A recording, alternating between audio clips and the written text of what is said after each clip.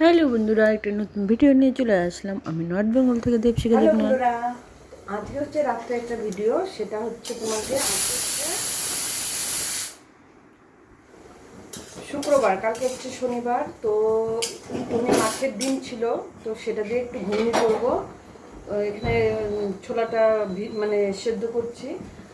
আর এখানে আদা রসুন পেঁয়াজ সব কেটে নিয়েছি। আর তোমার দিয়ে আটা মেখেছি, তবে আটাটা আলাদা রেখেছি কেন, কালকে হচ্ছে শনিবার। আমি এগুলো রান্না করে গ্যাস পরিষ্কার করে তারপরেই তোমাকে রুটিটা বানাবো, যাতে করে কালকে রুটিটা আর তোমার মানে মাছের জিনিস না লাগে এই জন্য। আর এখানে এটা আমি একটু সেদ্ধ বসিয়ে দিয়েছি। ডিমটা অল্প একটু ডিম ছিল, মাছের ডিম, তো ওটা দিয়ে দেবো সেতে ঘুগনিতে। একটু সুন্দর করে করার চেষ্টা করব। তো পুরো ভিডিওটা দেখো, ভালো লাগলে পাশে থেকে লাইক শেয়ার সাবস্ক্রাইব করে দিও।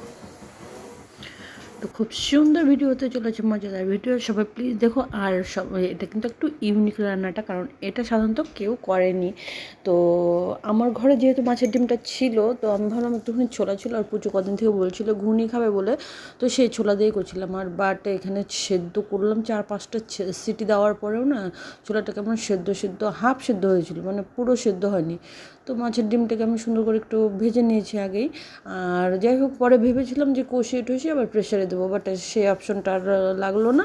ওটা কষাতেই সেদ্ধ হয়ে গেছে।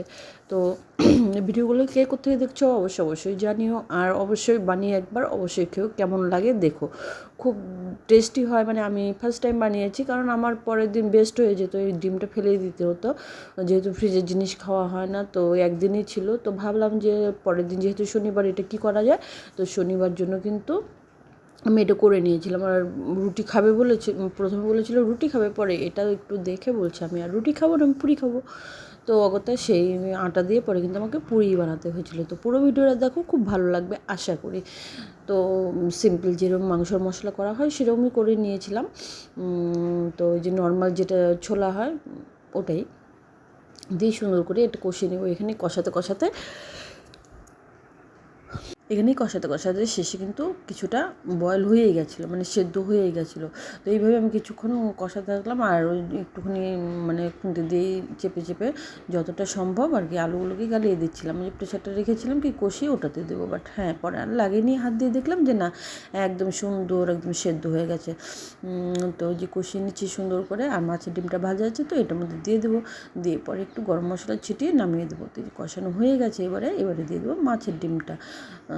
তো কেউ যদি খেয়ে থাকো সে অবশ্যই কমেন্ট করো, আর যদি না খেয়ে থাকো তাহলে কিন্তু বলছি একবার খেয়ে দেখো, হ্যাপি হয়। মানে ফার্স্ট টাইম করেছিলাম, কিন্তু এত যে টেস্ট হবে আর নিজেও জানি না, ভাবতেও পারিনি এত ভালো হয়েছিল। তো এই যে আমার কিন্তু ঘুগনি প্রায় হয়ে গেছে, একটু ধনেপাতা ছিল সেটা দিয়ে দিলাম। এবার একটু নাড়াচাড়া করে দিয়ে দেবো জল, সামান্য জলে দেবো, যেহেতু সব কিছু সেদ্ধ করা আর ফ্রাই করা, যেমন ডিমটা ভেজে নিয়েছি আর তোমার ছোলাটাও সেদ্ধ হয়ে গেছে, তো বেশি জলের দরকার নেই। এটা জাস্ট একটু যাতে সব মশলার সাথে সব মশলা মানে অ্যাডজাস্ট হয়ে যায়, তাই জন্য এই যে হয়ে গেছে, নামিয়ে নিয়েছি। পুচুকে বলেছিলাম বাবা একটু ক্যামেরাটা ধরে দিবে, তো পুচু ধরে দিয়েছিল, দেখো বাচ্চা মানুষ, ওকে দিয়েই ধরিয়েছি। আর বলছি মা কখন খাবো। তো আমার কিন্তু এটা দেখো হয়ে গেছে। তোমার দেখেই বুঝতে পারছো কেমন হতে পারে। ভালো হয়েছে, দারুণ হয়েছে সত্যি। আমি খেয়েই তারপরে কিন্তু তোমাদের বলছি। তো এবার রুটি আর হলো না, এবারে করতে হলো পুরি। 2-3খানা পুরি করলাম ওদের জন্য, আর পরে আমার জন্য 2খানা রুটি করে নিয়েছিলাম। আর আমি তো পুরীর জন্য ময়াম দিইনি, আমি সিম্পল রুটি করেই বানিয়েছিলাম।